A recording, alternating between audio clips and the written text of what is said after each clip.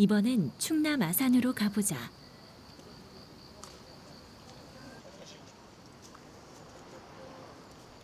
순천향대학교 안에 자리한 아산학연구소를 찾았다.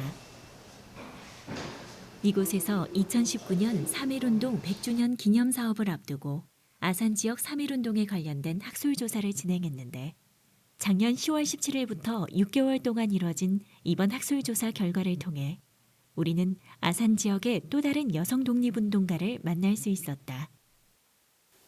그 현충사 바로 그 옆에 있는 그 백암리 구미동에서 그 두 분의 여성들에 의해서 주도되어진 햇불 만세 시위가 있었다는 사실이죠. 거기에 주동적인 역할을 하신 분이 이화학당에 재학 중이었던 그 김복희라는 분이고, 두 번째가 바로 이제 그 구미동 그 교회의 부설 학교였던 영신학교 교사였던 한연순, 이 두 분의 여성이 주도했던 이와 같은 시위가 당시에 있었습니다. 아산 지역 3.1운동의 특징이라고 한다면 중부지방의 대표적인 독립만세 운동의 한 형태인 횃불 봉화 시위가 활발하게 전개됐다는 점이다. 1919년 3월 31일 옛날에 구미동이라 불렸던 백암리 마을에서는 횃불 봉화 시위가 이루어졌는데 그 만세운동을 주도했던 사람 중 한 명이 바로 김복희 열사다.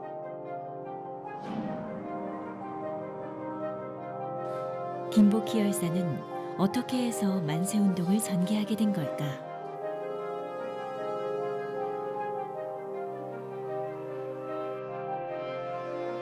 그 당시 이야기를 듣기 위해 그녀의 큰아들 전희철 씨와 외손녀 최수왕 씨를 만나봤다.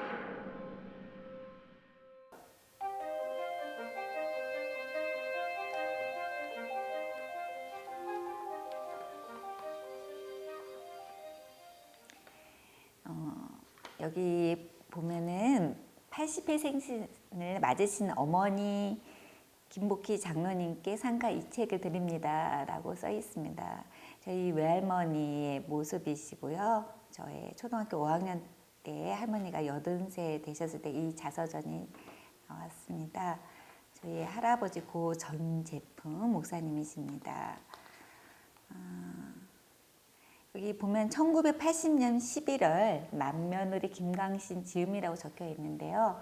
저희 외숙모님께서 맏며느리로서 모든 가족들을 대표하여서 이 할머니의 해고록을 정리하여서 편집하여 주신 책입니다. 1901년 아산 백암리에서 태어난 김복희 열사는 마을 한 교회에서 운영하는 영신보통학교를 다니다 공주에서 온 사혜리시 선교사를 만나 그녀의 추천으로 이화학당에 다니게 되는데 당시 이화학당에는 유관순 열사가 함께 재학 중이었다. 그녀의 이화학당 2년 선배가 바로 김복희 열사. 3.1운동이 일어났던 1919년 고향으로 내려온 김복희 열사는 영신학교를 다닐 때 인연을 맺었던 한연순 선생을 만나 만세운동을 계획하는데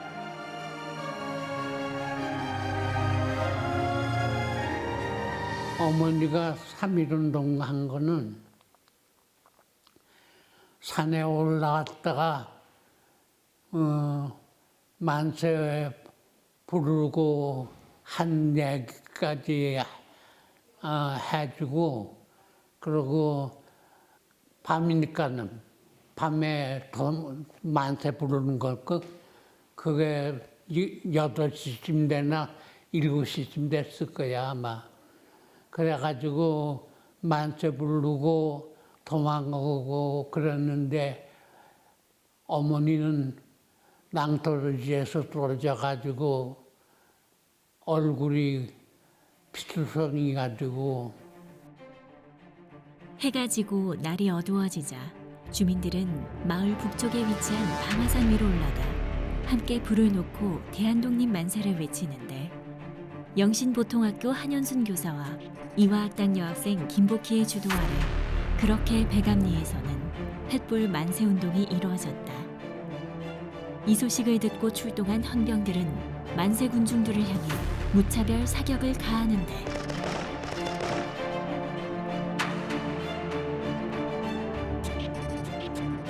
할머니께서 이제 백암리 만세 운동을 한현순 여사와 여자 단 둘이서 주도해서 했다는 것이 저로서는 대단하게 느껴지고요. 나머지 분들 한 50여 명 분들은 다 남성분들이셨대요.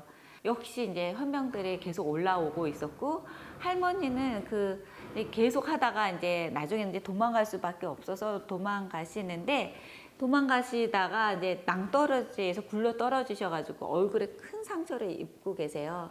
그래서 그 상처를 볼 때마다 저희 어머님은 마음이 아프셨다는 얘기를 지금도 하시고 계시고 그러신데 그렇게 낭떠러지에 굴러 떨어지시고 나서 한현순 여사는 세브란스로 곧바로 가시고 할머니는 좀 피신하듯이 있다가 이제 공주 감옥소에 투옥되게 되죠. 현명대에 붙잡혀서요.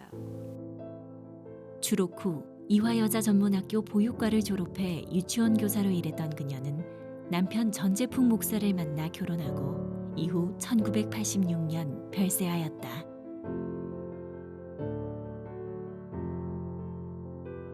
(1919년 9월 25일) 신한민보에 실린 김복희 열사가 보낸 편지글에는 한현순 선생이 등장하는데 의학에 관심이 많았던 그녀는 출옥 후 일본으로 유학가 의학 공부를 하였다고 한다. 유관순 열사를 비롯해 김연경 그리고 김복희 열사까지 이들이 당시 독립운동을 할 수 있었던 건 미국인 선교사 사해리 씨 부인의 도움이 컸다.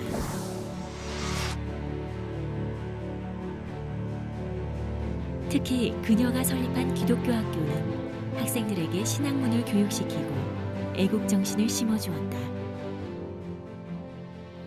저는 사해리 씨 여사님을 우리나라 여성 독립운동가라고 칭하고 싶습니다. 예, 이방인이었지만 그분이 1940년까지 국내에 있었거든요. 40년의 일제에 의해서 추방을 당하세요. 그 되기 전까지 그분이 세웠던 이 영명여학교에서 배출되어졌던 여성들이 거진 다 독립운동가로 많이 활동을 하셨고요. 그리고 그 선교사가 이 여학생들에게 심어줬던 꿈, 그건 바로 평등, 인권, 너희들의 권리를 찾아라. 그럼 권리를 찾기 위해서는 너희들의 나라를 찾는데 한번 생각해봐라. 그분이 세운 학교는 이 공주 영명여학교하고 강경의 만동여학교, 그다음에 논산의 영화학교, 그리고 그 밖에 다른 지역에 한 20여 개의 여학교를 설립을 합니다. 공주 영명고등학교 앞에 보면 학교 창립기념비가 자리하고 있는데 이곳에 사해리 씨 선교사의 업적을 기리는 기념비가 자리하고 있다. 1905년 샤프 선교사와 결혼한 그녀는 영명여학교의 전신인 명선학당을 설립하고 공주 최초의 서양식 벽돌 양옥집을 지어 부부가 함께 선교 활동을 펼치는데 이듬해 샤프 선교사가 장티푸스로 세상을 갑자기 뜨자 미국으로 돌아갔던 그녀는 2년 뒤 다시 조선을 찾아 충청 지역 선교를 담당한다. 이후 유관순 열사를 비롯해 많은 제자들을 배출하고 조선 여성교육을 위해 헌신한 그녀. 그 당시에 사실은 여성들이 공부를 하고 글을 읽는다라는 거는 보통 생각에서 나오는 것이 아니라 좀 더 깨이고 좀 더 진보적인 그런 생각에서 나오는 학교를 찾아오는 학생들이 주로 그랬죠. 기독교뿐만이 아니라 일상생활에도 좀 더 진보적인 생각과 무지에서 벗어나고자 하는 그런 의식을 갖게 되기 시작합니다. 그러다 보니 나라와 민족에 대한 그런 생각도 달라지기 시작하는 거죠. 그냥 담장 안에 여성이 살림만 하고 밥만 하고 그런 것이 아니라 나라가 망해가는 그런 운명 속에서 여성들이 해야 될 일이 무엇인가라는 그런 자각을 하게 됩니다.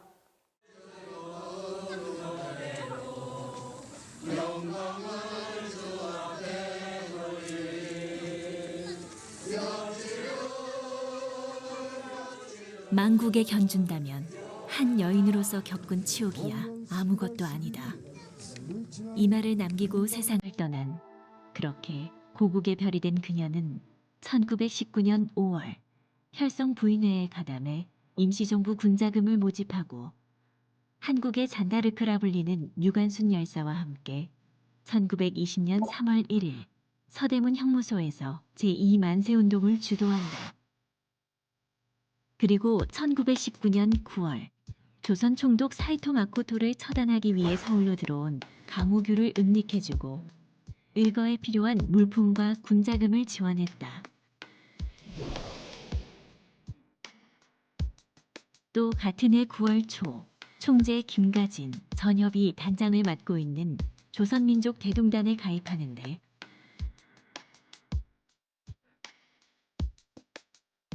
(1919년) 대한민국 임시정부를 지원하기 위해 서울에서 조직된 비밀 독립단체 그녀는 조선민족 대동단에서 부인단 총대에 선출되었다.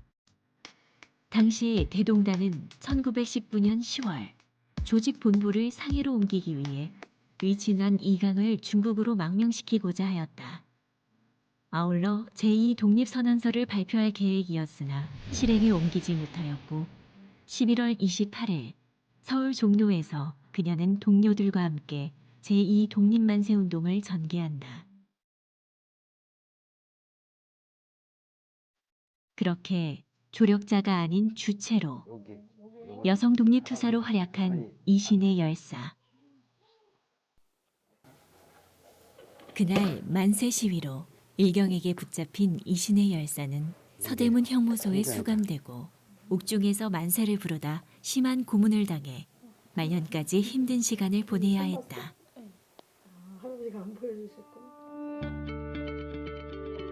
이제 후손들에게 남아있는 건 빛나는 이 훈장뿐. 1963년 건국 훈장 독립장이 추서되고 2016년 7월 이달의 독립운동가로 선정되었다.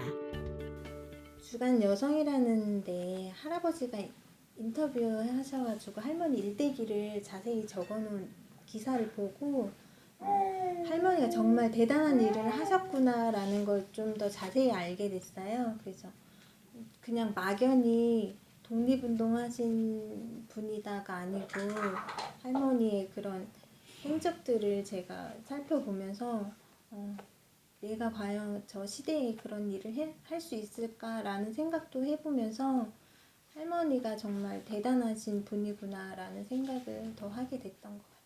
저는 할머니 모습이 이렇게 기도하는 손을 이렇게 손을 기도하는 식으로 하시면서 할머니가 아침에 딱 일어나시면 하시는 일이 성경책을 딱 펴셔요. 그리고 보시고 거기다 이렇게 뽀뽀를 하세요.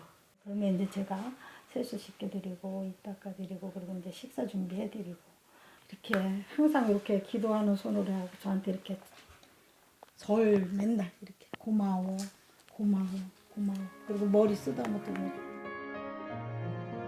그렇게 독립만세운동을 주도하고 조국의 독립을 위해 헌신한 이신의 열사. 그녀는 이곳 국립대전현충원 애국지사 묘역에 고이 잠드셨다.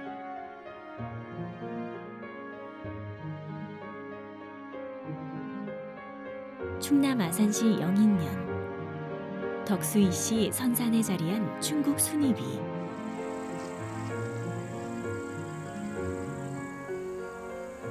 비문에 새겨진 이름 하나가 눈길을 끈다. 엘라라 불리기도 했던 여성 독립운동가 이에라 열사.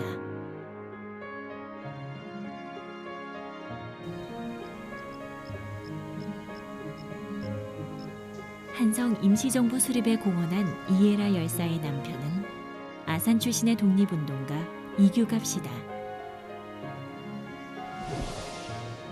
그는 1999년 4월 상해 임시정부 임시의정원에서 충청도 의원으로 활동했던 인물이다.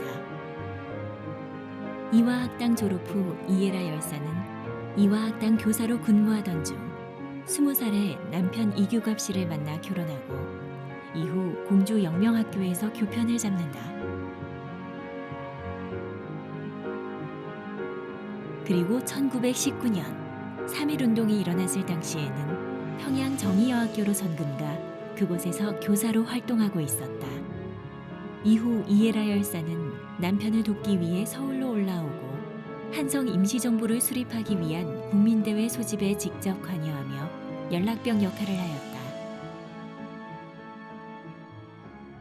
사실 해외 지식이 별로 없는 상태에서 독립운동을 하는 국내파들에게 해외 정보를 많이 가져다 주고 그들을 연결시켜주고 함에 의해서 국내 독립운동의 해외 연결고리를 만들어준 선교사들을 통해서 그러한 음지에서 굉장히 활동적인 역할을 담당했던 아주 놀라운 분이셨습니다.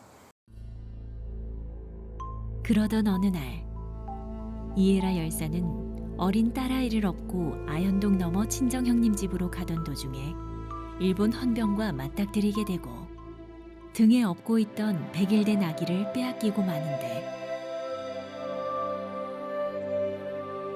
그렇게 이에라 열사는 아기의 비명 소리를 들으며 체포되는 고통을 겪어야만 했다.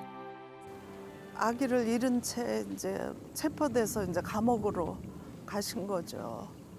그래가지고는 거기에 충격이 너무 심해가지고 이제 그때부터 좀 아프셨나 봐요.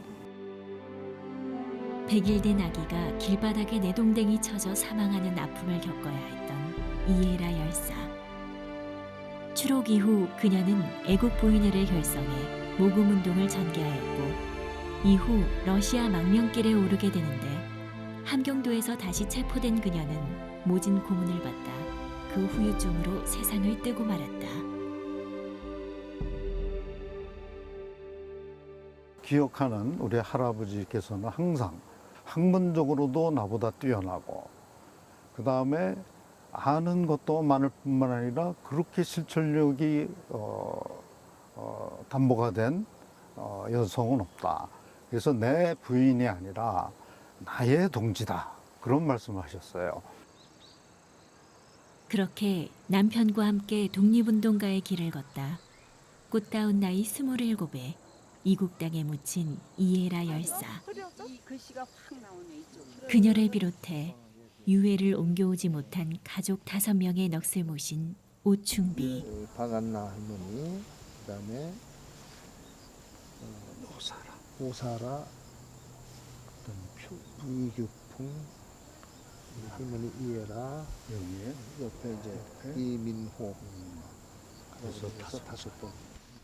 우리 자손들의 희망은 어서 빨리 이분들의 유해를 블라디보스토크, 만주 지방 또는 북한까지 아울러서 어디 있는지 확인을 하는 게 우선일 것 같고요.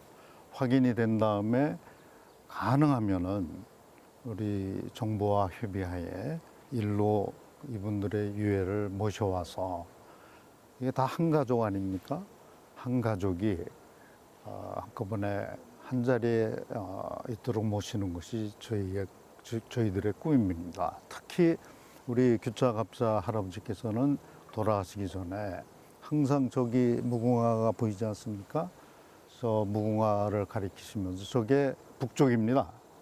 저 북쪽에 이분들이 있다. 그래서 내가 죽더라도 너희들이 꼭 그 분들을 찾아와서 여기에 안치시키도록 하는 게 좋겠다라는 유지가 있었기 때문에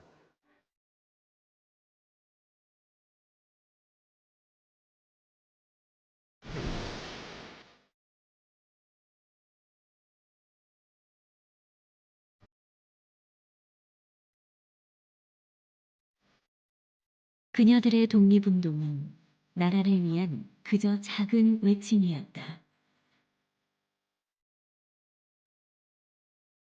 그녀들의 마음과 노력을 우리가 잊지 않고 기억해야 하는 것. 지금부터 해야 할 우리의 몫이다.